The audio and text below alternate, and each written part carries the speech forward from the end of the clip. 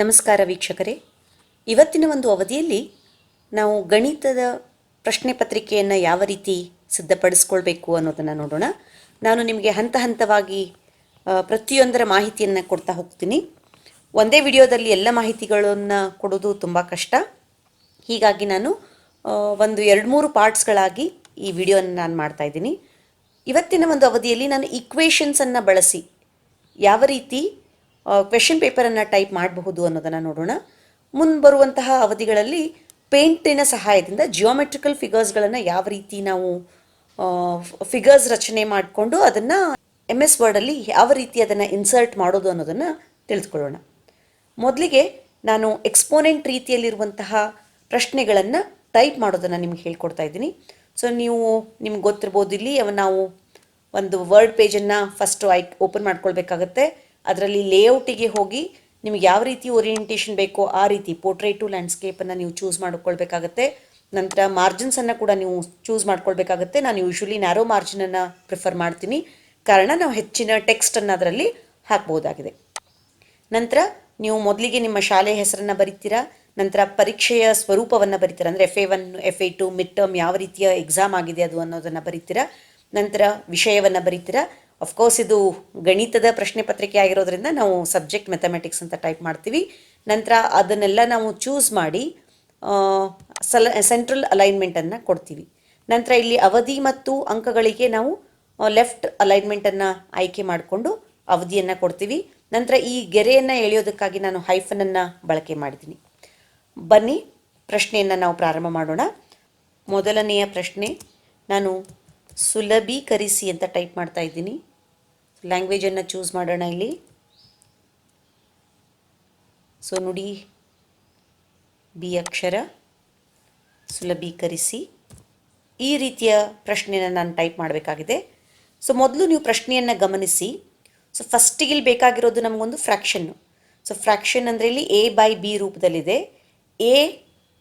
ಎಗೆ ಘಾತಾಂಕ 3 ಬಂದಿರೋದನ್ನು ನಾವು ಕಾಣ್ತೀವಿ. ಸೊ ಫಸ್ಟ್ ನಾವು ಫ್ರ್ಯಾಕ್ಷನ್ ಫಾರ್ಮನ್ನು ನಾವು ಇಲ್ಲಿ ಆಯ್ಕೆ ಮಾಡ್ಕೊಳ್ಬೇಕು. ಸೊ ಅದಕ್ಕಾಗಿ ಇನ್ಸರ್ಟಿಗೆ ಹೋಗಿ ಇಕ್ವೇಷನ್ ಅಂತ ಚೂಸ್ ಮಾಡ್ಕೊಳ್ಳಿ. ನೋಡಿ, ಇನ್ಸರ್ಟಲ್ಲಿ ಇಕ್ವೇಷನನ್ನು ಚೂಸ್ ಮಾಡ್ಕೊಳ್ಳಿ.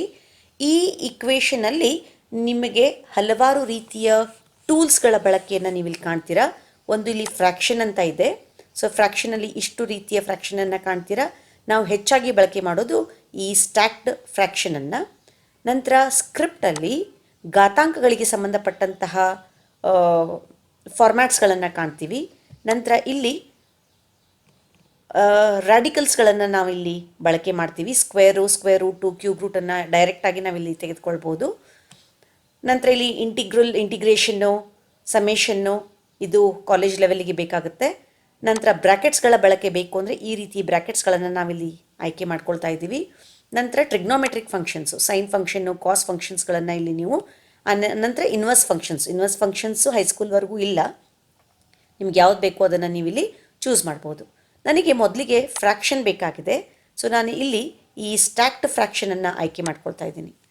ಸೊ ಅದರಲ್ಲಿ ಏನಾಗಿದೆ, ಅಂಶದಲ್ಲಿ ಬ್ರ್ಯಾಕೆಟು ನಂತರ ಎಕ್ಸ್ಪೋನೆಂಟ್ ಇದೆ.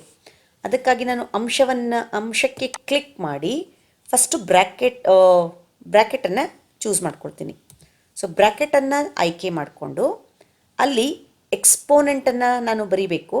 ಅದಕ್ಕಾಗಿ ಮೊದಲು 15 ಅಂತ ಟೈಪ್ ಮಾಡಿ ಇವಾಗ ಘಾತಾಂಕ 3 ಅಂತ ಕೊಡಬೇಕಾಗಿದೆ. ಸೊ ಘಾತಾಂಕ 3 ಕೊಡಬೇಕು ಅಂತಂದರೆ ನಾನು ಡೈರೆಕ್ಟಾಗಿ ಸ್ಕ್ರಿಪ್ಟಿಗೆ ಹೋಗಿ ಇಕ್ವೇಷನಲ್ಲಿ ಸ್ಕ್ರಿಪ್ಟಿಗೆ ಹೋಗಿ ನಾನು ಇದನ್ನು ತಗೊಂಡ್ರೆ ಪಕ್ಕದಲ್ಲಿ ಅದು ಬರೋದನ್ನು ನೀವು ಕಾಣ್ತೀರಾ. ನನಗೆ ಬೇಕಾಗಿರೋದು 15⁻3. ಅದಕ್ಕಾಗಿ ನಾನು ಇದನ್ನು ಅಂಡು ಮಾಡ್ತಾ ಇದ್ದೀನಿ, Ctrl+Z. ಈ ಎಂಟೈರ್ ಬ್ರ್ಯಾಕೆಟ್ 15ಅನ್ನು ನಾನು ಚೂಸ್ ಮಾಡಿ ಈ ಸ್ಕ್ರಿಪ್ಟಲ್ಲಿ ಈ ಎಕ್ಸ್ಪೋನೆಂಟನ್ನು ನಾನು ಆಯ್ಕೆ ಮಾಡ್ತಾ ಇದ್ದೀನಿ. ಸೊ ಆ ಬದಲಾವಣೆಯನ್ನು ನೀವು ಗಮನಿಸ್ಬೋದು. ಇಲ್ಲಿ ನಾನು ಘಾತ 3 ಅಂತ ಕೊಡ್ತಾ ಇದ್ದೀನಿ. ನಂತರ ಛೇದದಲ್ಲಿ 45 ಇದೆ. ಸೊ ಛೇದದಲ್ಲಿ ನಾನು 45 ಅಂತ ಟೈಪ್ ಮಾಡಿ ಆಚೆ ನಾನು ಕ್ಲಿಕ್ ಮಾಡಿದಾಗ ನನಗೆ ಬೇಕಾಗಿರುವ ರೀತಿಯ ಪ್ರಶ್ನೆಯನ್ನು ನಾನಿಲ್ಲಿ ಟೈಪ್ ಮಾಡಬಹುದಾಗಿದೆ. ಎಂಟರ್ ಅಂತ ಕೊಡಿ. ಇವಾಗ ನಾನು 2ನೇ ಪ್ರಶ್ನೆಯನ್ನು ಟೈಪ್ ಮಾಡಬೇಕಾಗಿದೆ. ಸೊ ಆ 2ನೇ ಪ್ರಶ್ನೆಯನ್ನು ನೀವು ಗಮನಿಸಿದಾಗ ಇಲ್ಲಿ ಬ್ರ್ಯಾಕೆಟ್ ಏನಾಗಿದೆ, ಎಂಟೈರ್ 3/4. ಈ ಫ್ರ್ಯಾಕ್ಷನಿಗೆ ಎಂಟೈರ್ ಬ್ರ್ಯಾಕೆಟ್ ಆಗಿದೆ. ನಾವೇನಾದರೂ ನಮ್ಮ ಕೀಬೋರ್ಡಲ್ಲಿ ನಾವು ಡೈರೆಕ್ಟಾಗಿ ಬ್ರ್ಯಾಕೆಟನ್ನು ಓಪನ್ ಮಾಡಿ ನಂತರ ಫ್ರ್ಯಾಕ್ಷನನ್ನು ಆಯ್ಕೆ ಮಾಡಿದ್ರೆ ನೋಡಿ, ಫ್ರ್ಯಾಕ್ಷನನ್ನು ಆಯ್ಕೆ ಮಾಡಿದ್ರೆ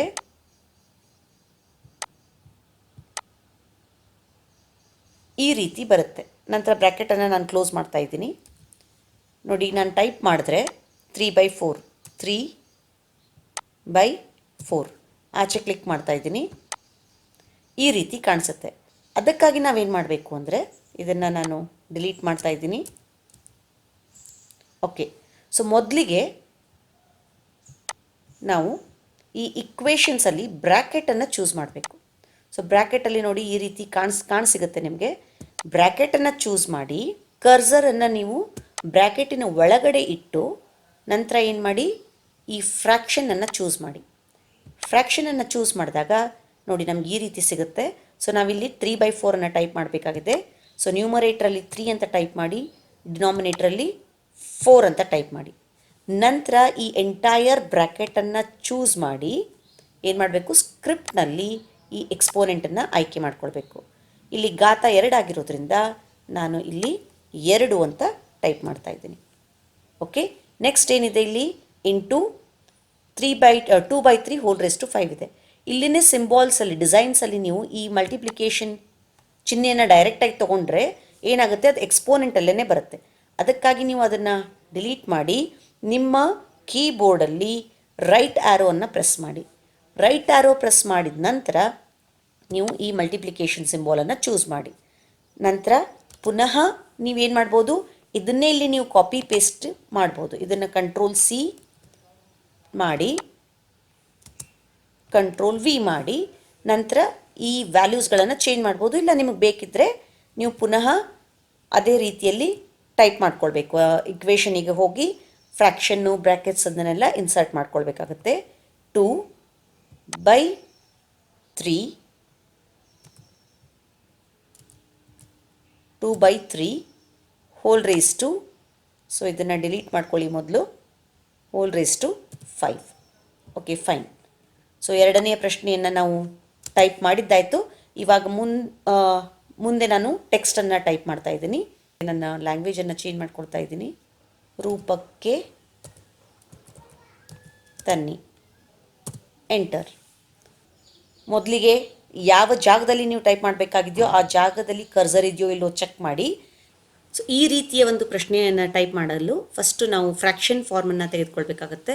ಸೊ ನಾನಿಲ್ಲಿ ಫ್ರ್ಯಾಕ್ಷನನ್ನು ಆಯ್ಕೆ ಮಾಡ್ಕೊಳ್ತಾ ಇದ್ದೀನಿ. ನಂತರ ಅಂಶದಲ್ಲಿ 2² whole raise to 3 into 3⁻1 whole raise to 2 ಅಂತ ಇದೆ. ಸೊ ನ್ಯೂಮರೇಟ್ರಲ್ಲಿ ಅಂಶದಲ್ಲಿ ಫಸ್ಟ್ ಬ್ರ್ಯಾಕೆಟ್ ಇದೆ. ಸೊ ನಾನು ಬ್ರ್ಯಾಕೆಟನ್ನು ಮೊದಲು ಓಪನ್ ಮಾಡ್ಕೊಳ್ತಾ ಇದ್ದೀನಿ. ಬ್ರ್ಯಾಕೆಟ್ ಓಪನ್ ಆ್ಯಂಡ್ ಕ್ಲೋಸ್ ಮಾಡಿಬಿಡಿ. ಅದರ ಬ್ರ್ಯಾಕೆಟ್ ಒಳಗಡೆ ನೀವು 2 ಅಂತ ಟೈಪ್ ಮಾಡಿ. ನಂತರ 2ಅನ್ನು ಸೆಲೆಕ್ಟ್ ಮಾಡಿ ಸ್ಕ್ರಿಪ್ಟಲ್ಲಿ ನೀವು ಎಕ್ಸ್ಪೋನೆಂಟನ್ನು ಚೂಸ್ ಮಾಡಿ.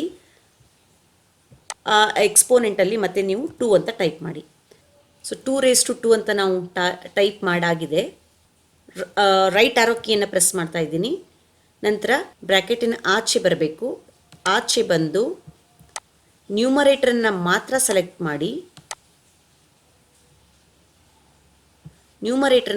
ಮಾಡಿ ಸ್ಕ್ರಿಪ್ಟ್ನಲ್ಲಿ ಎಕ್ಸ್ಪೋನೆಂಟನ್ನು ಚೂಸ್ ಮಾಡಿ. ನಂತರ ಅಲ್ಲಿ ನೀವು 3ಅನ್ನು ಟೈಪ್ ಮಾಡಿ. ನಂತರ ಕೀಬೋರ್ಡಲ್ಲಿ ಅಂದರೆ ಎಕ್ಸ್ಪೋನೆಂಟ್ನಲ್ಲಿರೋ ಕರ್ಸರು ನಾರ್ಮಲ್ ಸ್ಥಿತಿಗೆ ಬರಬೇಕು ಅಂದರೆ ಕೀಬೋರ್ಡಲ್ಲಿ ರೈಟ್ ಆ್ಯರೋವನ್ನು ಪ್ರೆಸ್ ಮಾಡಿ. ರೈಟ್ ಆ್ಯರೋವನ್ನು ಪ್ರೆಸ್ ಮಾಡಿದ ನಂತರ ಈ ಡಿಸೈನಲ್ಲಿ ಈ ಇಂಟು ಮಾರ್ಕನ್ನು ಚೂಸ್ ಮಾಡಿ. ನಂತರ ಮುಂದಿನ ಭಾಗವನ್ನು ಟೈಪ್ ಮಾಡಲು ಮತ್ತೆ ಬ್ರ್ಯಾಕೆಟನ್ನು ಓಪನ್ ಮಾಡಿ ಅದರಲ್ಲಿ 3 ಅಂತ ಪ್ರೆಸ್ ಮಾಡಿ 3ಅನ್ನು ಮಾತ್ರ ಸೆಲೆಕ್ಟ್ ಮಾಡಿ ಸ್ಕ್ರಿಪ್ಟಲ್ಲಿ ಎಕ್ಸ್ಪೋನೆಂಟನ್ನು ಚೂಸ್ ಮಾಡಿ ಅದರಲ್ಲಿ ಪವರ್ 1 ಅಂತ ಕೊಡಿ. ನಂತರ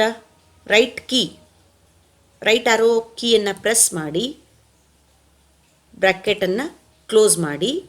ಇವಾಗ ಮತ್ತೆ ಹೋಲ್ ರೇಸ್ ಟು 2 ಕೊಡಬೇಕಾಗಿದೆ. ಹೀಗಾಗಿ ಈ ನ್ಯೂಮರೇಟರ್ ಭಾಗದಲ್ಲಿರೋ 3⁻1 ಮಾತ್ರ ನಾನು ಸೆಲೆಕ್ಟ್ ಮಾಡಿ ಸೂಪರ್ ಸ್ಕ್ರಿಪ್ಟನ್ನು ಆಯ್ಕೆ ಮಾಡಿ ಎಕ್ಸ್ಪೋನೆಂಟನ್ನು 2 ಅಂತ ಇದೆ. ನಾನು ಬೇಕಿದ್ರೆ ನಿಮಗೆ ನೆಗೆಟಿವ್ ವ್ಯಾಲ್ಯೂವನ್ನು ತೋರಿಸ್ತಾ ಇದ್ದೀನಿ. -2 ಅಂತ ತೆಗೆದುಕೊಂಡು ಕೀಬೋರ್ಡಲ್ಲಿ ರೈಟ್ ಆರೋ ಕೀಯನ್ನು ಪ್ರೆಸ್ ಮಾಡಿ. ಇವಾಗ ಛೇದಕ್ಕೆ ಬಂದು ಪುನಃ ಬ್ರ್ಯಾಕೆಟನ್ನು ಓಪನ್ ಮಾಡಿ 2 ಸೆಲೆಕ್ಟ್ 2 ಸ್ಕ್ರಿಪ್ಟಲ್ಲಿ ಸೂಪರ್ ಸ್ಕ್ರಿಪ್ಟ್, ನಂತರ ಸೂಪರ್ ಸ್ಕ್ರಿಪ್ಟ್ ಏನಾಗಬೇಕಾಗಿದೆ 5 ಆಗಬೇಕಾಗಿದೆ. 5 right arrow key bracket close, select entire bracket, ಸ್ಕ್ರಿಪ್ಟಲ್ಲಿ ನಂತರ ಸೂಪರ್ ಸ್ಕ್ರಿಪ್ಟ್ ಮತ್ತೆ ಅದಕ್ಕೆ ಘಾತ 1,